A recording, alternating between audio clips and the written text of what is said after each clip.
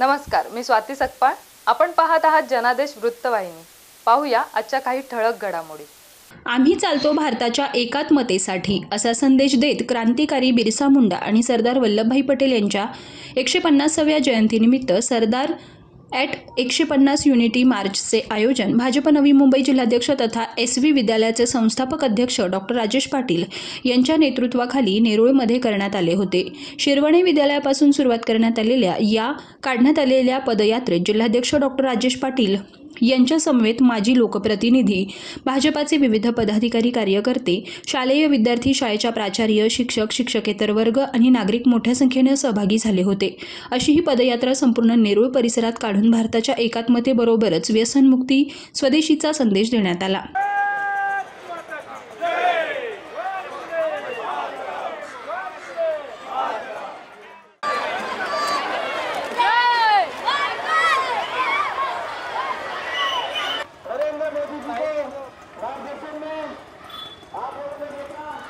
भारत की प्रगति किस तरह से हो रही है, भारत आज पूरे विश्व में भारत का झंडा बन रहा है। भारत की भावना मन में लेकर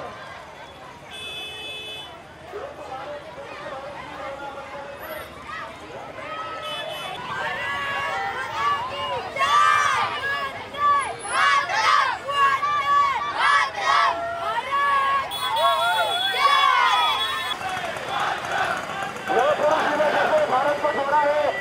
हम सबको संगठित रहना है, एक साथ मिलजुल कर रहना है। हमारे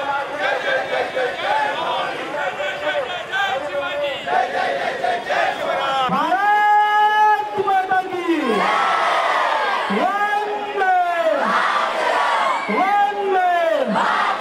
आपल्या पाठीमागच्या सगळ्यांना सांगा, आपल्या भारत माता की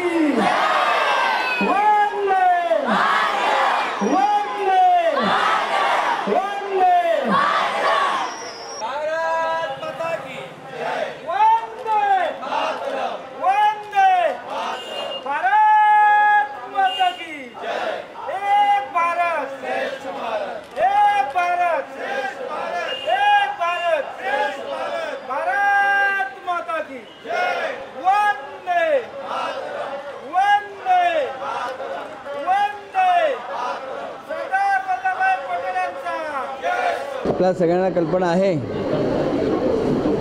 की आपल्या स्वतंत्र भारताचे पहिले उपपंतप्रधान आणि गृहमंत्री लोहपुरुष सरदार वल्लभभाई पटेल यांची 150वी जयंती आहे आणि 150व्या जयंतीनिमित्तानं त्यांच्या ह्या युनिटीचा संदेश घटकाघटकापर्यंत गेला पाहिजे, प्रत्येकापर्यंत पोहोचण्याच्या दृष्टीनं आम्ही रन फॉर युनिटी झालीच, परंतु आज वॉकॅथॉन फॉर युनिटी त्या ठिकाणी घेतलेली होती. म्हणजे एकतेसाठी पदयात्रा काढलेली होती. जे आपले लोहपुरुष सरदार वल्लभभाई पटेल यांनी स्वतंत्र भारताच्या वेळेला अनेक घटकांमध्ये आपला विखुरला गेलेला देश, सगळे संस्थानिक त्या ठिकाणी आपल्या वेगवेगळ्या पद्धतीनं वागत होते, भारताचा घटक म्हणून त्या ठिकाणी म्हणून घेत नव्हते. अशा क्रिटिकल स्टेजला आपले त्यावेळचे लोहपुरुष कणखर नेतृत्व सरदार वल्लभभाई पटेल यांनी जवळजवळ 565 संस्थानिकांबरोबर वाटाघाटी केल्या आणि त्यांना आपल्या भारताच्या संघराज्यामध्ये सगळ्यांना सहभागी करून घेतले. महत्त्वाची भूमिका त्या ठिकाणी सरदार वल्लभभाई पटेल यांनी त्या पार पाडलेली आहे. काही निजामसारखे त्या ठिकाणी मगरूर होते निजामशाह, ते अजिबात आपल्या भारताचे घटक व्हायला तयार नव्हते, ते पाकिस्तानचे घटक व्हायला तयार होते. परंतु त्यांना त्याच पद्धतीनं भारताच्या माध्यमातून दणका दिला, त्यांच्यावर आक्रमण केलं, त्यांना त्या ठिकाणी नमवलं आणि भारताचे घटक व्हायला त्यांना भाग पाडलं. अशा पद्धतीचा लोहपुरुष आपले सरदार वल्लभभाई पटेल यांना आदरांजली आणि यांना मानाचा मुद्रा करण्यासाठी इथं वॉकॅथॉन फॉर युनिटी तयार केलेली आहे. नशामुक्त भारत हा झाला पाहिजे, हा संकल्प लोकप्रिय पंतप्रधान नरेंद्र मोदीजींचा आहे. आणि ह्या एकता पदयात्रेसाठी ही पदयात्रा काढल्यानंतर त्या ठिकाणी नशामुक्त भारतासाठी ही पदयात्रा या ठिकाणी ठेवली, एकतेसाठी ही पदयात्रा या ठिकाणी ठेवली.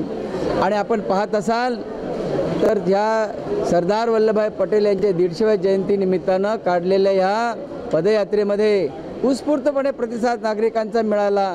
शाळेचे सगळे विद्यार्थी या ठिकाणी आलेले आहेत, आमचे शिक्षक आहेत, सगळे आमचे भारतीय जनता पार्टीचे पदाधिकारी सन्मान्य आमचे गंगाळेजी, त्याचबरोबर निलेशजी मात्रे, आमचे माजी नगरसेवक काशीनाथ पाटील, असे अनेक आमचे पदाधिकारी कार्यकर्ते याच्यामध्ये सहभागी झाले, नागरिक सहभागी झाले. म्हणजे ज्या ठिकाणी वॉकॅथॉन फॉर युनिटी हा एक संदेश आम्हाला जो त्या ठिकाणी द्यायचा होता तो संदेश चांगल्या प्रकारे दिला. तरुणांमध्ये हा संदेश जाणं गरजेचं होतं, युवकांना मेसेज द्यायचा होता, संदेश द्यायचा होता की आपण युनिटीमध्ये राहिलं पाहिजे. युनिटीमध्ये राहिलो तर एक संघ भारत त्या ठिकाणी होईल. आणि तीच संकल्पना पूर्वी त्या ठिकाणी सरदार वल्लभभाई पटेलांनी केलेली आहे. एक भारत अखंड भारत ही संकल्पना त्यांनी केली, परंतु त्यामध्येही काहीतरी घोळ त्या ठिकाणी घातला होता त्यावेळच्या राज्यकर्त्यांनी. आणि म्हणून काश्मीरसारखा आपला राज्य तो आपल्यामध्ये होता, परंतु आपले कायदे नव्हते त्या ठिकाणी लागू. आपल्यामध्ये होता पण त्यांचं त्या ठिकाणी चिन्ह झेंडा अलग होता. अशा पद्धतीनं त्यांना स्वायत्तता चुकीच्या पद्धतीने दिली होती. जे भारताचे घटक होते परंतु भारताच्या नियमाप्रमाणे वागत नव्हते, होत नव्हतं. अशा वेळा पुन्हा आमच्या लोहपुरुषानंतर लोकप्रिय पंतप्रधान नरेंद्र मोदीजी हे त्या ठिकाणी आले आणि त्यांनी काश्मीरचा 370वा कलम, ज्या कलमाच्या आधारावर त्यांना जी चुकीच्या पद्धतीची नागरिकत्व त्या ठिकाणी मिळत होतं, ती स्वायत्तता मिळाली होती, ती नष्ट केली.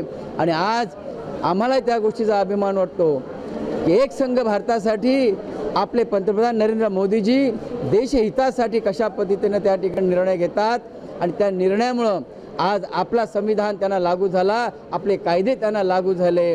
आणि आज आपण अखंड भारताचे जी स्वप्न होतं पूर्वीपासून बाळगलेलं ते पुन्हा एकदा आपल्या नरेंद्र मोदींच्या माध्यमातून आपण त्या ठिकाणी पूर्ण करू शकलो. अशा पद्धतीनं एक भारत अखंड भारत ही संकल्पना जी आपले लोकपुरुष आपले सरदार वल्लभभाई पटेलांनी त्या ठिकाणी योजली ती आज तागायत सुरू आहे. आणि हाच संदेश आम्ही तरुणांना देण्यासाठी आज मोठ्या संख्येने या ठिकाणी सगळेजण जमले. त्यांना आम्ही संदेश देण्यामध्ये यशस्वी झालो.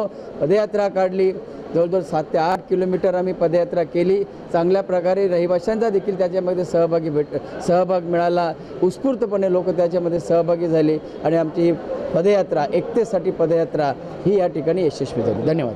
कॅमेरामन इक्बाल शेखसह पल्लवी केदार, जनादेश वृत्तवाहिनीकरिता.